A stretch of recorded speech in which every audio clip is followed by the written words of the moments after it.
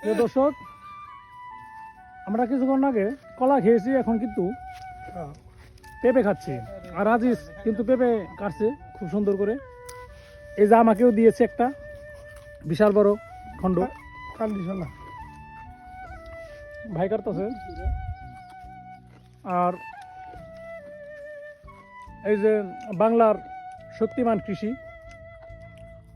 ওয়াহেদ ভাই গত বছর না ওই যে করছিলেন, শশা বুনছিলেন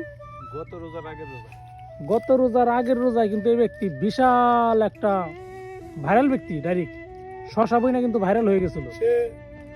শশার ফলন পেয়েছিল অনেক। তার 20 লাখ টাকা শশা বেচার দাম হয়েছে।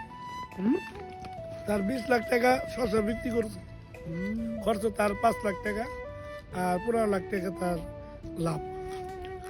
মানে যে বুনছে তার কাছে হিসাব আছে কিনা সন্দেহ। যাই হোক, আমি তার কাছে চলে যাচ্ছি। ভাই, ঘটনা কি সত্য? 20 লাখ টাকা শশা বেচছে? এইদিকে তাকাই বলেন, ঘটনা সত্য না? তাহলে কিরকম পাইছিলেন? 5 লাখ টাকা খরচ হয়েছিল, 7.5 থেকে 8 লাখ টাকা বিক্রি হয়েছিল। বাহ, তাও অনেক ভালো। গত বছর কিন্তু আসলে ডাকাত আসবে দেখে এটা মিথ্যা কথা বললো, ঠিক আছে? ডাকাত আসবে দেখে এটা মিথ্যা কথা বললো। দেখছেন ঘটনা সত্য। 5 লাখ টাকা খরচ হয়েছে, দেখছেন 8 লাখ টাকা বিক্রি হয়েছে, উপরে আরো বেশি বিক্রি হয়েছে, কিন্তু এটা বলবো না, ডাকাত আসবো দেখে। যাক, মজা চলে বলুক আর যাই বলুক, ঘটনা সত্য হতেও পারে, কারণ অনেক বেশি ফলন দেখছিলাম। আর বিভিন্ন ধরনের ইউটিউবাররা এসে তো আরে খুবই জ্বালাতন করছে কিছুদিন আগে, খুবই বিক্রি করে অনেক লাভবান হয়েছেন। গত বছর আগের বছর। গত বছর আগের বছর। যাই হোক, আপনি তো ভাইরাল ব্যক্তি, কারণ ওই গত বছরও ভিডিও দেখা গেছে।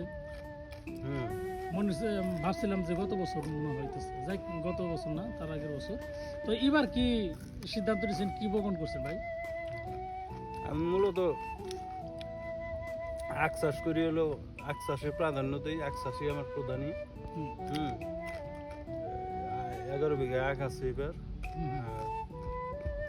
3.5 বিঘা রসুন করছি পরীক্ষামূলক ভাবে। আর 3 বিঘা ভেন্ডি আছে, 3 বিঘা ভেন্ডি মুছি। আর 4 বিঘা হলো করল্লা, উস্তা করল্লা, এগুলা ই করার জন্য প্রস্তুতি নিছি, চারাও দিছি। অনেক জিনিস। তো যাই হোক, এই যে মাটিতে রসুনটা বপন করছেন পরীক্ষামূলক বললে, মাটিতে উর্বরতার দিক দিয়ে মানে কেমন? মানে রসুন হওয়ার মতো? ওটা এঁটেল দোআঁশ মাটি। ওটা আমি ধান কাটার পরে ক্ষেতরা হলো দিছি, পানি দিয়ে চাষ দিছি, চাষ দিয়ে কেদানি করে বই না আবার খেয়ার বিছাই দিছি রসুনের উপর। তো যাই হোক, ভালো হইতেছে তো ফসলগুলি, না? আছে, ভালো আছে। ফসল উঠুক। তো ধন্যবাদ ওয়াহেদ ভাইকে।